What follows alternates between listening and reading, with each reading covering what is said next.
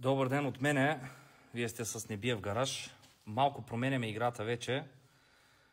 От сега нататък аз ще говоря, вие ще слушате.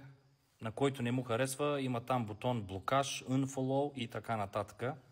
Включвам се с едно полезно видео за всички колеги, най-вече и за клиентите, за да могат да разберат едно от нещата. Ще говорим в случая за картерната вентилация. За какво става въпрос? Преди малко попаднах на клипче, където колеги от Турция са пуснали тук в TikTok. Точно на такъв капак, абсолютно същия, са махнали тази капачка и вътре има една мембранка, където я подменят с нова, плюс една пружинка и човека показва, че трябва да се изчисти това нещо и това да го затвориме пак и щяло да стане. Не съм съгласен с това нещо. По спецификация на заводите-производители за тези капаци за картерната вентилация дават живот между 80 и 120 хиляди километра.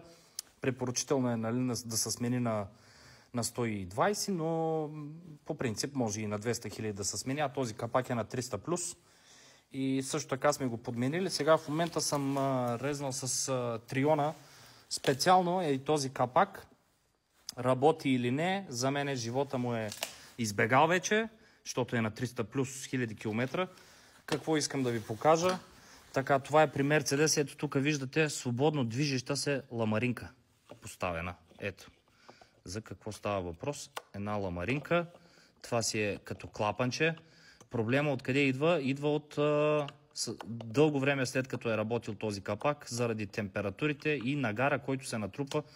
Тази клапичка, това е тип клапичка, тук не може да работи адекватно, дали заради натрупания нагар или температурните изменения, честите изменения в температурите на капака и тази пластинка.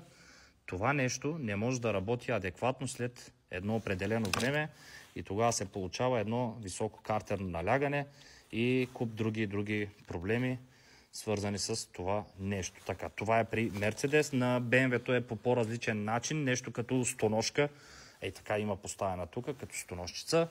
И това се движи свободно в пространството. Нямат пружини тук за натягане, но е ето такъв тип ламаринки са поставени. Като цяло това беше, което исках да споделя и с вас, и най-вече с клиентите. И ние искаме да направим със смяна на една мембранка, която е вътре, която струва 20 лева, 5 лева, 30 лева, не знам колко струва, но не става. Просто така са измислени новите картерни вентилации, че нямаме друг избор, за да ви дадем гаранция и максимално качество. Трябва тези неща да се подменят и важното, което искам да кажа е, трябва винаги да бъде подменен този капак, компромиси не бива да се правят там, само с оригинални капаци, защото на автормаркет капаците вътре където е тая мембранката, силиконовата мембрана, където е, пружината е направена, не се знае от какъв материал точно и на каква натегнатост. Мисълта ми е, че усилието, което отдава оригиналната пружинка е друго, на автормаркета е друго и пак не работи адекватно тази картерна вентилация. Чао, бъдете живи и здрави!